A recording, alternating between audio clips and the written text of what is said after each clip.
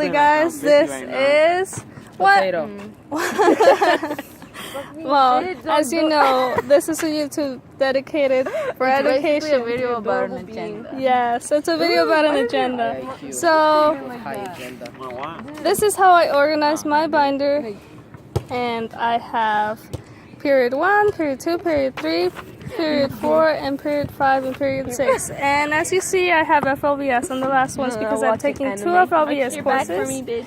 And I take notes on this side, and sometimes I have papers, and this is how my other pages look. And I have also months. Some months are very crowded with a lot of activities, so sometimes I don't have enough space for one day, and I add sticky notes. You watch my back there? What? And I just keep it organized this way to know what activities I have one day after another. Nerds. The seats are Dangerous nerds. I like Jamila. And I have my binder sectioned with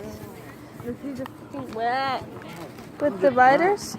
And I also have information about college at the end and a sophomore checklist. And this is so far how I organize my binder. Thank you for watching.